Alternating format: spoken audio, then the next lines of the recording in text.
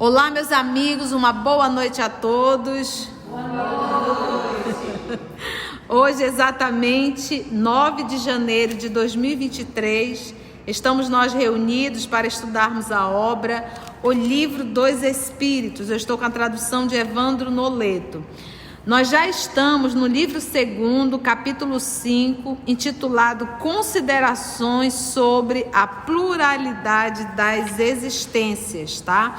Nós estudamos sobre as ideias inatas, a pluralidade das existências. Agora aqui são as considerações feitas pelo professor Allan Kardec, tá bom? Sobre a pluralidade das existências, ou seja, a reencarnação. Então, o professor Allan Kardec, ele vai construindo uma linha de pensamento espetacular. Porque ele, como pedagogo, ele vai nos ensinando a pensar. Um bom pedagogo, ele nos ensina a pensar, ele não manipula a nossa mente, né? E ele tem essa capacidade como um excelente pedagogo. Então, ele vai aqui levantando teses, levantando para que a gente possa ir refletindo e tenha realmente uma crença da reencarnação, não como uma imposição, mas sim como algo lógico e racional que a gente diz, não, eu sei que a reencarnação existe. Não é aquela coisa, a reencarnação existe. Por quê? Porque sim. Não, mas ela existe por causa disso, por causa disso, por causa disso. Então você tem como refutar. Parece assim algo meio que banal, não é. A gente tem a informação da reencarnação, mas poucos de nós temos a consciência. A consciência da reencarnação, ela me dá uma atitude no meu cotidiano diferenciada. Você começa a parar para pensar, olha, eu não sou daqui, eu só estou aqui. Eu estou passando uma temporada aqui. A ideia reencarnacionista, ela é isso. A mesma forma que eu estou de forma temporária, as pessoas que também convivem comigo estão de forma temporária. As dificuldades que aparecem na vida da gente também são temporárias. Então, eu passo a ter uma visão bem superior mesmo. Quando eu digo superior, imagina uma montanha. Quem está ali no pezinho da montanha tem uma visão muito curta, mas quem está lá no ápice da montanha, lá no pico da montanha, ela consegue ter uma visão ampla e total. Então, quem verdadeiramente estuda o espiritismo e conhece é aquela pessoa que está no pico da montanha. Então ela passa a olhar as coisas com muito mais lucidez, com muito mais claridade. Mas não é só a informação, é a consciência da informação. Entende? E isso realmente é que nos falta. Vamos fazer a nossa prece de gratidão antes de iniciarmos o nosso estudo? Vamos orar?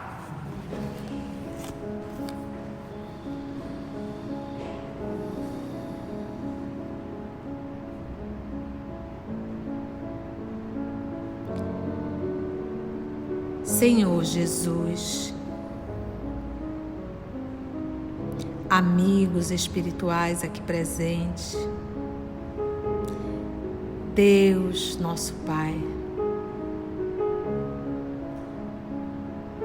divino amigo, temos a graça de mais uma vez estarmos reunidos aqui, encarnados e desencarnados, em Teu nome, para mais uma vez estudarmos, termos um tanto mais de lucidez, compreender melhor essa doutrina consoladora. Nós te agradecemos infinitamente, te rogamos a inspiração de que necessitamos para uma melhor compreensão e te imploramos, Senhor, a bênção para esse país que se encontra vivendo momentos tão difíceis, Senhor. Ampara todos nós, nos fortalece, nos dê o discernimento e a paz de que tanto necessitamos. Muito obrigada, amor amado, e que os bons espíritos possam mais uma vez nos inspirar e nos conduzir em Teu nome. Graça te damos, que assim seja. Então vamos lá para a leitura. Então, para quem já está acostumado, né, a gente aqui pega o peixe e tica ele todinho, né? Então a gente vai lendo os textos do professor Allan Kardec, vão ticando. Então a gente vai sem pressa, a gente vai ticando, porque o que nós queremos realmente é compreender a fala do professor Allan Kardec. Vamos lá?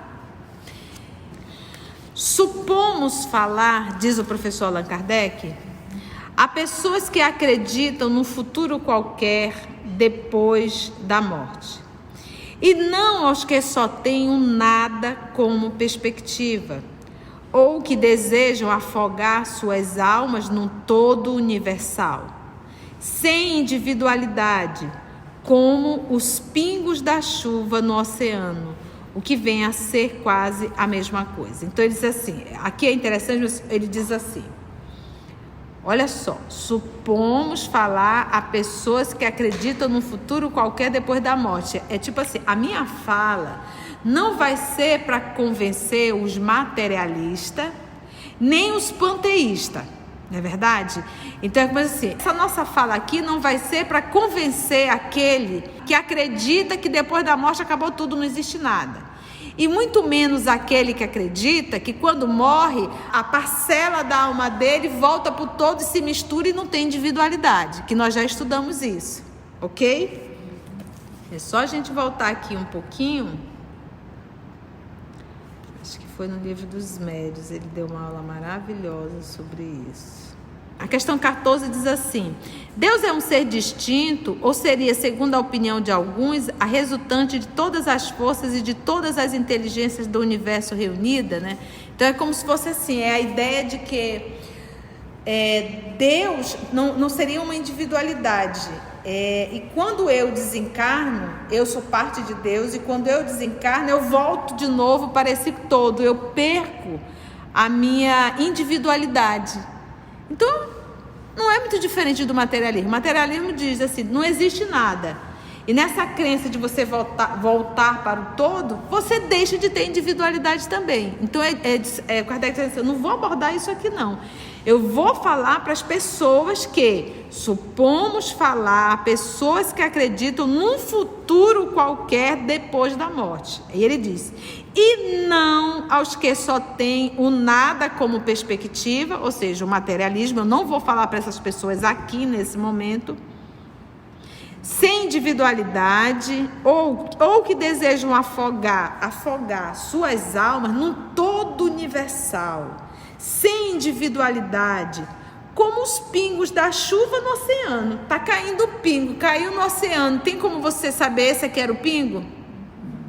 Tem como separar? Caiu, já foi. Mas tinha irmãos naquela época, não sei se ainda tem hoje, que tinha essa crença. Que, olha, eu tenho uma alma sim, mas quando eu desencarnar, essa alma é esse pingo que vai cair no oceano e ninguém mais tem individualidade. Como os pingos da chuva no oceano, que vem a ser quase a mesma coisa. Porque não vai existir. Porque se o pingo da chuva cai no oceano, ele deixou de ser pingo. Agora ele é oceano.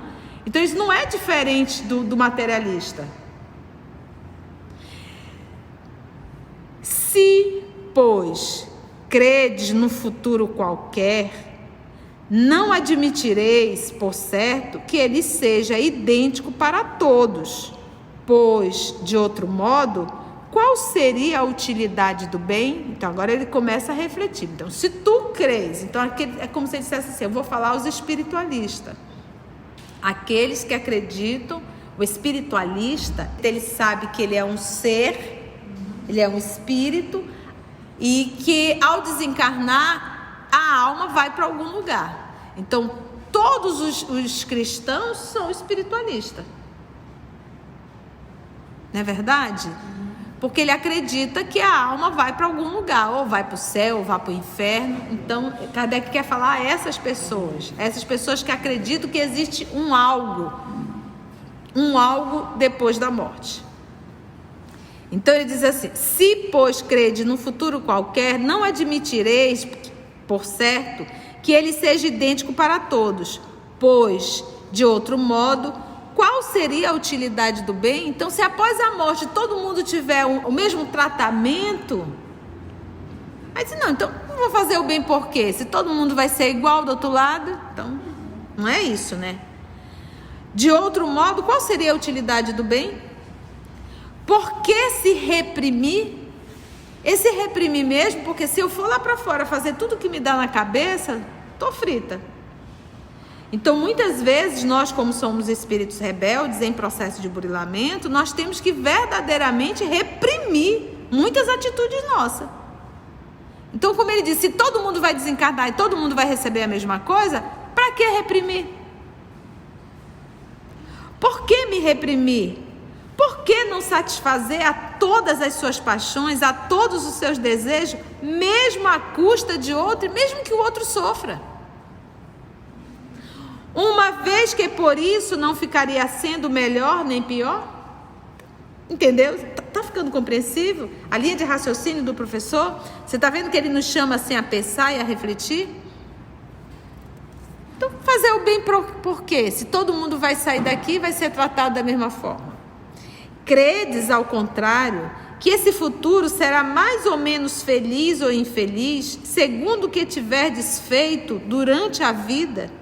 E então desejareis que seja tão afortunado quanto possível, visto que há de durar pela eternidade? Olha que interessante essa pergunta. Então, se você sabe que a tua vida após a morte é resultado do que tu fazes hoje, a tua atitude vai ser diferente. Se você me convida para um velório e diz assim: Conceição, você que é espírita, como é que você acha que ele está? O que eu vou perguntar? Ele era um homem bom? Ah, ele era um homem bom. Então ele vai estar bem. Ele era um ser humano mau? Era. Então ele está mal. Não preciso fazer nenhuma faculdade. É da lei. Quem com ferro fere, com ferro será ferido. Pronto. Plantou, colheu. É uma lição simples. Então não existe um mal que a gente faça na terra que vai ficar impune. Pode até ficar aqui na terra, mas perante a consciência da pessoa e Deus não fica não.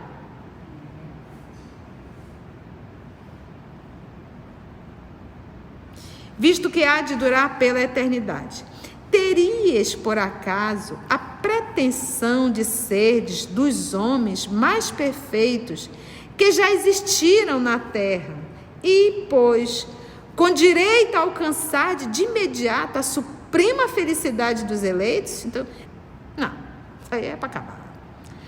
Admites, então, que há homens que valem mais do que vós e com direito a um lugar melhor?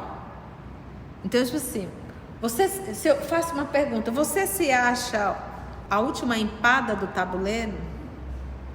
A azeitona do tabuleiro? O ser humano? Não. Tem pessoas melhores que eu? Sem dúvida. Então essa pessoa que está numa condição moral muito melhor que eu, e eu que não estou lá com essa condição toda, você acha que nós teremos o mesmo tratamento ao desencarnar? Não. É só olhar a desencarnação de Saulo de Tarso e depois olhar a desencarnação de um Pilatos. Não. Admites então que há homens que valem mais do que vós e com direito a um lugar melhor, sem que por isso estejais entre os réprobos, os condenados? Pois bem, colocai-vos por um instante mentalmente, está fazendo a gente refletir, te coloca assim mentalmente nessa situação intermédia que será a vossa, ou seja, eu sou mau? Não. Eu sou bom? Também não. Eu estou aí ainda o quê? No meio. Eu sou bom com quem é bom comigo. Eu sou mal com quem é mal comigo. Eu trato bem quem me trata bem. Eu trato mal quem me trata mal. Ou alguém consegue aqui, presente, tratar bem a quem te trata mal? A Rondelli, né? Rondelli já é o espírito, já, né, Rondelli? Entendemos isso? Então nós estamos ali no intermediário, né? Um pé no céu e outro no inferno, né? Então ele diz: colocai-vos por um instante mentalmente nessa situação intermédia, que será a vossa. Como acabaste de reconhecer, imaginai que alguém venha vos dizer, abre aspas, sofreis, Não sois tão feliz quanto poderíeis ser, ao passo que diante de vós estão seres que gozam de completa aventura, de completa alegria. Quereis trocar de posição com eles? E aí? A gente está lá numa situação difícil e a gente está sabendo que tem espíritos venturosos num lugar maravilhoso. Ele pergunta, você quer trocar com eles? Aí, a gente quer trocar ou não? Não quer ir para um lugar melhor? A gente diz, sim senhor, não precisa nem perguntar, né? Mas é mesmo, né? Como a gente diz aqui, vou mesmo. Certamente respondereis. Aí ele pergunta, que devemos fazer? Quase nada, quase nada. O que podemos fazer? Recomeçar o que fizestes de mal e tratar de fazê-lo melhor. É só isso, gente. O que tu fizeste de mal, volta e faz bem. É o nosso evangelho de ontem. Qual é a lição que o nosso Senhor Jesus nos ensinou? Amai-vos uns aos outros como eu vos tenho amado. Acabou, é só essa lição. Se eu quero estar num ambiente melhor, se eu quero estar num espaço melhor, se eu quero estar em colônias melhores, o que eu tenho que aprender? Amar.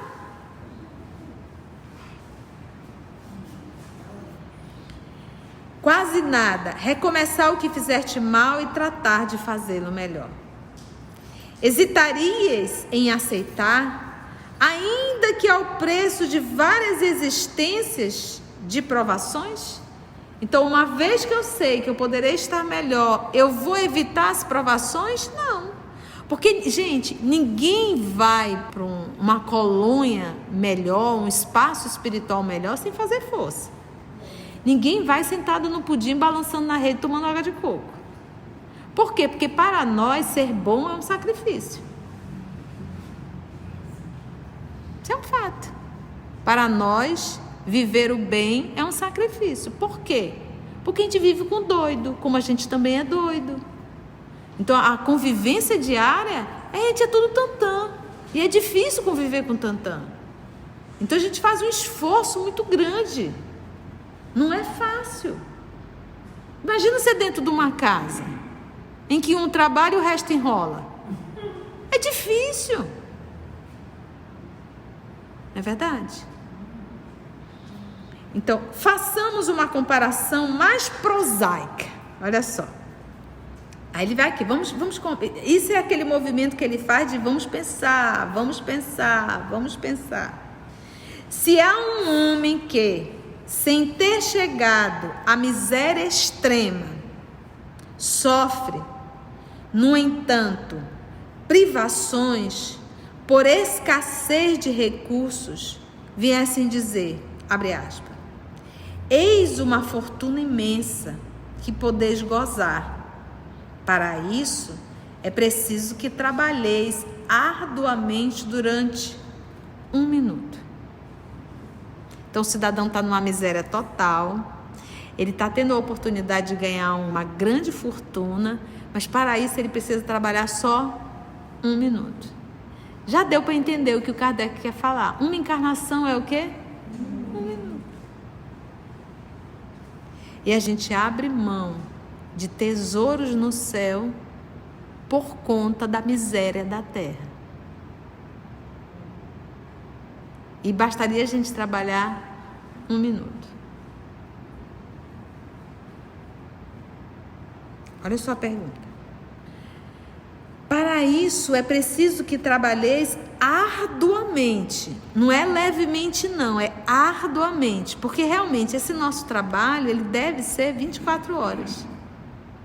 Constantemente. Dentro de casa, na via pública, num ambiente profissional. Dentro de casa, na via pública e no ambiente profissional. É esse ciclo nosso.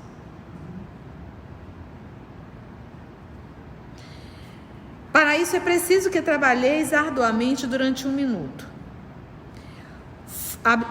Fosse ele o mais preguiçoso da terra, e diria sem hesitar, Se esse pobre fosse o mais preguiçoso da terra, frente a essa proposta, ele diria assim, ó, abre aspas, trabalhemos 1 minuto, 2 minutos, 1 hora, um dia se for preciso. Que importa isso se vou terminar minha vida na abundância? O preguiçoso. Gente, nessa hora o professor Allan Kardec nos chama, não sei nem de quê.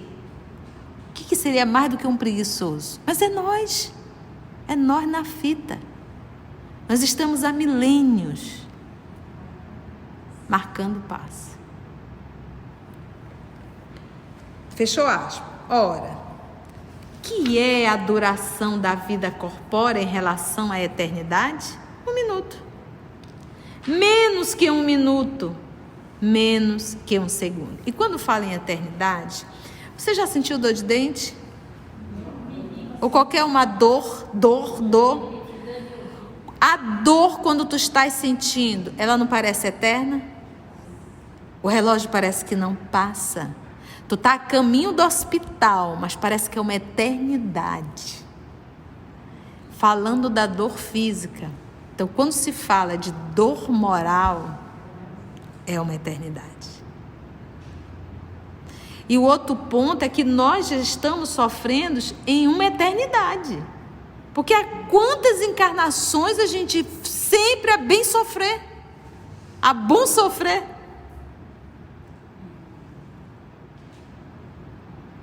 Porque a gente não se submete à lei de Deus. E olha aqui, diz assim, o mais preguiçoso aceitaria essa proposta. Olha, tu vai ter uma riqueza enorme. Basta você trabalhar 1 minuto. E ele não trabalha 1 minuto, 10 minutos, 1 hora. Desde que eu sei que eu vou ficar rico, não tem problema. Pode, faça. Essa dor moral, sabe quando você fez algo de errado, que você fica com aquela dor na consciência? Isso é a dor moral. Entendeu? Que você fica com a consciência ali por você ter feito. Sabe quando você maltrata alguém? Quando você maltrata alguém, que você dá uma resposta que não deveria ter dado e que você fica. Agora imagina quando você matou, quando você roubou, quando você destruiu, quando você traiu, quando você destruiu lares. Isso fica na cabeça da gente. Por mais que aqui na Terra a gente tente mascarar, quando a gente desencarna, gente, parece que são gritos dentro da gente. O grito da própria consciência. Tu fizeste isso, tu fizeste aquilo. Lembra do André? Suicida, suicida. E não tem como a gente fugir disso. Então é por isso que é um ato de extrema burrice nossa. A gente fazer o mal. A gente escolher o mal. Fora os filhos que geram e voltam atrás de nós, né? Ixi, tantos e tantos. Porque quando tu fazes o mal a alguém, essa pessoa passa a ser um familiar teu. Quando eu digo familiar, é aquele ser que passa a te perseguir.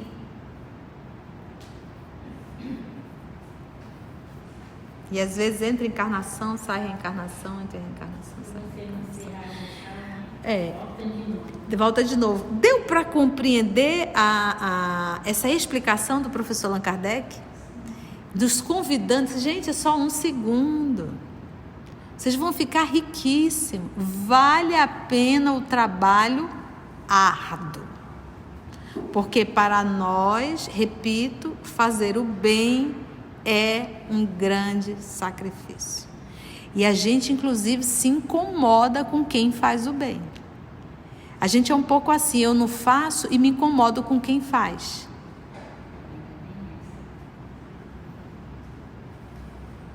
Por isso que os cristãos são tão perseguidos.